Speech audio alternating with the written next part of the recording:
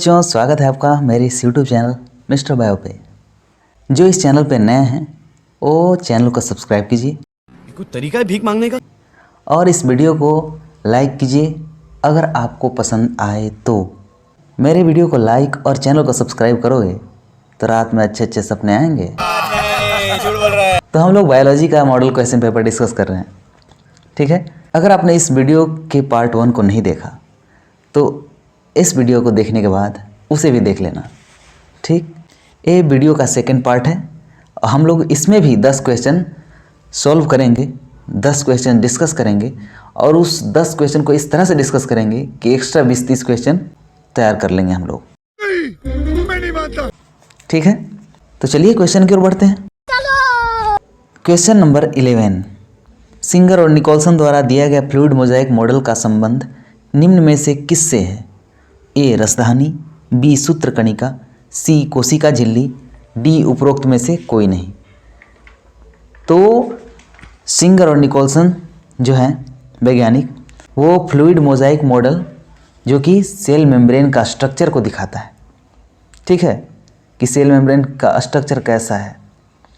तो इससे क्लियर है कि सेल मेम्ब्रेन जो है उससे संबंध रखता है ये मॉडल। इसमें और भी कुछ पॉइंट्स हम लोग याद रखेंगे। ये आपका चैप्टर जो है इस सेल से संबंधित क्वेश्चन है, तो सेल थ्योरी को भी याद रखेंगे आप लोग। सेल थ्योरी कौन दिया था? स्लेडन और स्वान। फिर रुडोल्फ विर्चो आए, वो बताए कि न्यू सेल्स जो हैं वो फॉर्म होते हैं प्री एग्जिस्टिंग सेल से, मतलब जो पहले से सेल हैं उसी से सेल नया बनता है, और उसको बोले वो ओमनिस सेलुला एस सेलुला, ठीक है। एक चीज़ और इसमें याद रखिएगा कि लिविंग सेल जो है सबसे पहले कौन देखे? Anton von Leeuwenhoek. ल्यूवेनहॉक ने सबसे पहले जीवित कोशिका को देखा। क्वेश्चन नंबर 12, सही सुमेलित युग्म का चुनाव कीजिए। जो भी ABCD दिया हुआ है, जैसे कि ए में है प्लास्टिड, बी में है अमाइलोप्लास्ट, सी एलेयोप्लास्ट, डी एल्यूरोप्लास्ट। ये सब प्लास्टिड का टाइप है। प्लास्टिड का टाइप है तीनों लास्ट में जो दिख रहा है, अमाइलोप्लास्ट, एलियोप्लास्ट और एल्यूरोप्लास्ट। तो यही मिलाना है। तो जो प्लास्टिड है वो क्या है? एक स्टोरेज मटेरियल है। बी जो अमाइलोप्लास्ट है वो कार्बोहाइड्रेट को स्टोर करता है। सी जो है एलियोप्लास्ट, वो ऑयल्स और फैट्स को स्टोर करता है। और लास्ट में जो डी बच गया एल्यूरोप्लास्ट, ये प्रोटीन को स्टोर करता है। तो अगर आप इसमें देखें, एक क्वेश्चन ही गलत है। अगर इसमें पूछता कि इसमें से जो सही है उसे चुनिए तो भी 2 सही है, गलत बोलता तो भी 2 गलत है। तो सही में जो है वो प्लास्टिड है जो कि स्टोरेज मटेरियल है, सही है। और इलियोप्लास्ट है जो कि ऑयल्स और फैट्स को स्टोर करता है। तो बी में जो है अमाइलोप्लास्ट, उसका हो जाएगा कार्बोहाइड्रेट, और जो डी है एल्यूरोप्लास्ट, उसका हो जाएगा प्रोटीन। एल्यूरोप्लास्ट प्रोटीन को स्टोर करता है। ये चारों ध्यान में रखिएगा, ठीक है, कि कौन किसको स्टोर करता है। प्लास्टिड तो है स्टोरेज मटेरियल, और प्लास्टिड का टाइप है सब, अमाइलोप्लास्ट, एलियोप्लास्ट और एल्यूरोप्लास्ट। और भी टाइप्स हैं। चलिए बढ़ते हैं अगले क्वेश्चन की ओर। Peptide bond is found to be present in. Peptide बंध निम्न में से किसमें मिलता है? ए है कार्बोहाइड्रेट, बी प्रोटीन, सी वसा, डी उपरोक्त सभी। तो जो पेप्टाइड बॉन्ड है वो पाया जाता है आपको प्रोटीन में। प्रोटीन को बोलते भी हैं पॉलीपेप्टाइड। प्रोटीन जो है वो एमिनो एसिड से मिलकर बना होता है, और एमिनो एसिड के बीच में पेप्टाइड बॉन्ड पाया जाता है, ठीक है।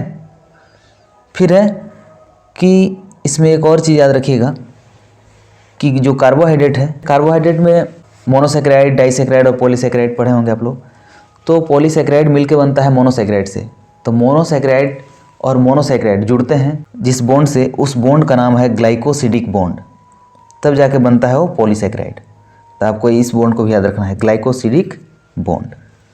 एक बॉन्ड देख लिए हम लोग, पेप्टाइड बॉन्ड जो कि एमिनो एसिड के बीच में है, दूसरा ग्लाइकोसिडिक बॉन्ड जो कि मोनोसेक्राइड के बीच में है, और एक और बॉन्ड है ईस्टर बॉन्ड। ईस्टर बॉन्ड जो होता है वो शुगर स्ट्रक्चर में आप देखेंगे, इसमें फॉस्फेट और हाइड्रोक्सिल ग्रुप बोले तो OH, ठीक है। तो तीनों बॉन्ड याद रखिएगा। Peptide bond between amino acid glycosidic bond between monosaccharides and ester bond between phosphate and hydroxyl group. Next question, निम्न में से कौन सा कथन सही है?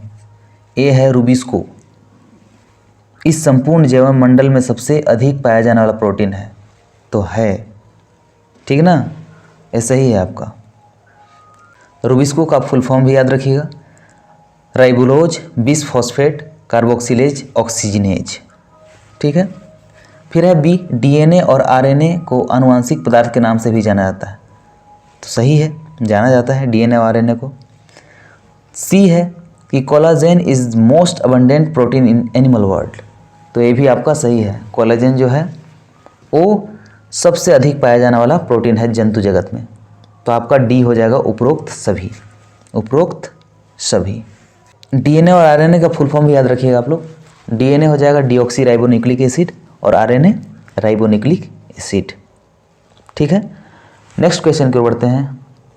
काजमा का निर्माण मियोसिस के निम्न चरणों में से किस चरण में होता है? Chiasmata formation takes place at which of the following stage of meiosis? A है diplotene, B zygotene, C pachytene, D diakinesis. एक क्वेश्चन आपका सेल डिवीजन से, ठीक है, जिसमें कि मियोसिस देखेंगे आप, अर्धसूत्री विभाजन। तो मियोसिस फर्स्ट में प्रोफेज 1 होता है और प्रोफेज 1 का एक स्टेज है, तो उस स्टेज को एक ट्रिक से याद रखिएगा आप लोग, बड़ा ही रोमांटिक सा ट्रिक है ना, लटकती जुल्फ़ों पे दिल दीवाना, ठीक है। तो लटकती एल से लेप्टोटीन, जुल्फ़ों जाइगोटिन, पर पैकिटिन, दिल डिप्लोटिन और दीवाना डाइकाइनेसिस, ठीक है। तो इन सभी स्टेज में क्या क्या चीज़ इम्पोर्टेंट है वो भी याद रखना है। जैसे कि लेप्टोटीन में क्रोमोसोम विजिबल होते हैं, क्रोमोसोम दिखने लग जाते हैं लेप्टोटीन स्टेज में। फिर आता है जाइगोटीन, जाइगोटीन में क्या होता है, क्रोमोसोम पेयर करने लग जाता है, क्रोमोसोम पेयरिंग स्टार्ट हो जाता है और एक कॉम्प्लेक्स बनता है जिसको बोलते हैं सिनेप्टोनिमल कॉम्प्लेक्स, और उस कॉम्प्लेक्स में जो होमोलोगस जो क्रोमोसोम पार्टिसिपेट करते हैं वो बनाते हैं बाईवैलेंट और उसी को बोलते हैं टेट्राड, तो इसको जाइगोटीन में याद रखना है, ठीक है। उसके बाद स्टेज आता है आपका, थर्ड स्टेज आता है पैकिटिन, पैकिटिन में क्रॉस ओवर होता है, क्रॉसिंग ओवर, ठीक है। पैकिटिन स्टेज में क्या होता है, क्रॉसिंग ओवर, और इसमें रिकॉम्बिनेज एंजाइम जो है वो हेल्प करता है क्रॉसिंग ओवर में। उसके बाद आता है आपका नेक्स्ट स्टेज डिप्लोटिन, दिल दीवाना डिप्लोटिन। तो डिप्लोटिन में हम लोग देखते हैं कि काइज़माटा का फॉर्मेशन हो रहा है ना, डिप्लोटिन में क्या होता है मेनली, काइज़माटा का फॉर्मेशन। तो यही पूछा है आपका, chiasmata formation takes place at which of the following stage of meiosis. तो आंसर क्या हो जाएगा हमारा, ए डिप्लोटिन, ठीक है। और लास्ट आ गया डाइकाइनेसिस, डाइकाइनेसिस में क्या होता है कि टर्मिनेशन ऑफ काइज़माटा, काइज़माटा का टर्मिनेशन हो जाता है, टर्मिनेट कर जाता है। तो हम लोगों ने देखा एक रोमांटिक से ट्रिक के माध्यम से मियोसिस फर्स्ट के प्रोफेज 1 का जो 5 स्टेज है, ठीक है। बढ़ते हैं नेक्स्ट क्वेश्चन की ओर। क्वेश्चन नंबर 16, सजातीय गुणसूत्रों के जोड़े से बनी संरचना किस नाम से जानी जाती है? तभी जस्ट पिछले क्वेश्चन में डिस्कस करें हैं कि एक कॉम्प्लेक्स बनता है किस में, किस स्टेज में, प्रोफेज 1 के जाइगोटिन स्टेज में, और उस कॉम्प्लेक्स का नाम है सिनोप्टिनिमल कॉम्प्लेक्स। तो जब सिनोप्टिनिमल कॉम्प्लेक्स बनता है तो उसमें पार्टिसिपेट करते हैं होमोलोगस क्रोमोसोम, होमोलोगस क्रोमोसोम के पेयर को हम लोग बोलते हैं बाईवैलेंट और टेट्राड भी बोलते हैं, ठीक है। तो आपका आंसर हो जाएगा उपरोक्त सभी, बाईवैलेंट भी बोलेंगे और टेट्राड भी बोलेंगे, ऑल ऑफ द एबव, उपरोक्त सभी, ठीक है। नेक्स्ट क्वेश्चन की ओर बढ़ते हैं। क्वेश्चन नंबर 17, मियोसिस से संबद्ध निम्न कथनों में से कौन सा कथन सही है? ए, अच्छा, ये जो क्वेश्चन है सेल डिवीजन से है। तो सेल डिवीजन दो प्रकार के होते हैं, मियोसिस और माइटोसिस। तो मियोसिस होता है अर्धसूत्री विभाजन और माइटोसिस को क्या बोलते हैं हम लोग, समसूत्री विभाजन। तो नाम से ही क्लियर है, अर्धसूत्री मतलब आधा हो जाता है उसमें जो गुणसूत्र की संख्या है, क्रोमोसोम नंबर जो है। और जो मियोसिस है, मियोसिस को बोलते हैं हम लोग रिडक्शनल। रिडक्शन मतलब ही होता है घटना, माने जो घट जाता है, जैसे कि गुणसूत्र की संख्या घट के आधा हो गया। और जो माइटोसिस है इसको बोलते हैं हम लोग समसूत्री। समसूत्री मतलब कि सम मतलब बराबर, तो उसको बोलते हैं इक्वेशनल डिवीजन। तो माइटोसिस को बोलेंगे इक्वेशनल डिवीजन, मियोसिस को बोलेंगे रिडक्शनल डिवीजन। ठीक है, तो अब ऑप्शन देखते हैं। ए, युग्मक के निर्माण में मदद करता है। हाँ, तो मियोसिस जो है युग्मक के निर्माण में मदद करता है। बी है, इसे अर्धसूत्री विभाजन के नाम से जाना जाता है। ये भी सही है, अर्धसूत्री विभाजन के नाम से जाना जाता है मियोसिस को, और माइटोसिस को समसूत्री। सी है, मियोसिस के दौरान गुणसूत्रों की संख्या आधी रह जाती है। ये भी सही है। तो आपका जो ऑप्शन नंबर डी है, उपरोक्त सभी, ये आंसर हो जाएगा। चलिए बढ़ते हैं नेक्स्ट क्वेश्चन की ओर। क्वेश्चन नंबर 18, जल के विखंडन का संबंध निम्न में से किससे है? ए, PS1, बी, PS2, सी उपरोक्त दोनों, डी उपरोक्त में से कोई नहीं। तो PS क्या होता है, PS1 क्या है? तो PS1 है फोटो सिस्टम 1। फोटो सिस्टम क्या है? ये लाइट रिएक्शन का पार्ट है। लाइट रिएक्शन को बोलते हैं फोटोकेमिकल फेज भी कहा जाता है उसको, लाइट रिएक्शन को। इसमें लाइट एब्जॉर्प्शन होता है, वाटर स्प्लिटिंग होता है, वाटर का टूटना, स्प्लिट मतलब टूटना, ऑक्सीजन रिलीज होता है, हाई एनर्जी केमिकल इंटरमीडिएट है जैसे कि ATP और NADH, ये सब बनता है। आपको इसमें बस इतना याद रखना है अभी कि जल का विखंडन जो है वो PS2 से संबंधित है। तो आपका आंसर हो जाएगा PS2। ये सब डिटेल में पढ़ने वाला टॉपिक है, तो केवल ऐसे ही शॉर्ट में इसको बताया नहीं जा सकता है। इसके लिए एक लंबा वीडियो बनाना पड़ेगा PS1 और PS2 के लिए। तो अभी इतना ही याद रखिए कि जल के विखंडन का संबंध जो है वो PS2 से है। चलिए बढ़ते हैं नेक्स्ट क्वेश्चन की ओर। क्वेश्चन नंबर 19, निम्न में से कौन सा कथन सही नहीं है? Which of the following statement is not correct? तो ऑप्शन ए है, केल्विन चक्र को C3 चक्र के नाम से भी जाना जाता है। तो जाना जाता है, ठीक है ना, Kelvin cycle is also known as C3 cycle, सही है। फिर है कि हैच-स्लैक चक्र को C4 के नाम से भी जाना जाता है, तो ये भी सही है, ठीक है। फिर है सी कि क्रांज शारीरिकी यानी कि क्रेंज एनाटोमी जो है वो C4 पौधों की विशिष्टता है, तो ये भी सही है। फिर डी है, C4 पौधों में ऑक्जेलो एसिटिक एसिड कार्बन डाइऑक्साइड का प्राथमिक ग्राही है।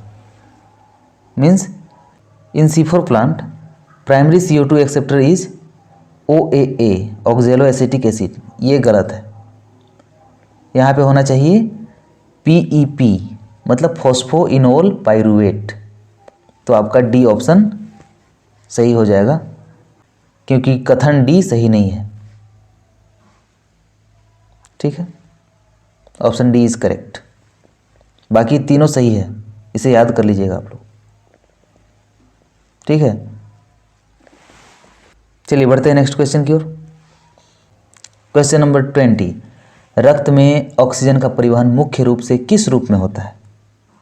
Oxygen in blood is mainly transported as A oxygen, B oxy haemoglobin, C carboxy haemoglobin, D bicarbonates. तो ऑक्सीजन ब्लड में कौन होता है? तो हीमोग्लोबिन होता है। तो जब ऑक्सीजन और हीमोग्लोबिन जुड़ जाएगा तो बना देगा ऑक्सी हीमोग्लोबिन, ठीक। तो ऑक्सी हीमोग्लोबिन के रूप में हमारा जो है ऑक्सीजन ब्लड में ट्रांसपोर्ट होता है। अच्छा, तो कार्बन डाइऑक्साइड का ट्रांसपोर्ट किस रूप में होता है? सबसे ज़्यादा होता है बाइकार्बोनेट्स के रूप में, ठीक है। इसको भी याद रखना है, पूछेगा कि carbon dioxide in blood is mainly transported as, तो वहाँ पे क्या हो जाएगा? बाइकार्बोनेट्स, मतलब बाइकार्बोनेट के रूप में कार्बन डाइऑक्साइड सबसे ज़्यादा ट्रांसपोर्ट होता है, और ऑक्सीजन ऑक्सी हीमोग्लोबिन के रूप में। चलिए, तो इसी क्वेश्चन के साथ ये पार्ट 2 वीडियो कंप्लीट होता है। अगर आप लोगों को ये वीडियो पसंद आया तो लाइक कीजिए और भेज दीजिए अपने दोस्तों के पास जो 11th में हो। ऐसे ही किसी के पास नहीं भेज देना है कि हाँ चाचा ला, हाँ चाची ला, ऐसे नहीं करना है, ठीक है। जो 11th क्लास में होंगे उसी के पास भेजना है। तो चलिए मिलते हैं फिर अगले वीडियो में।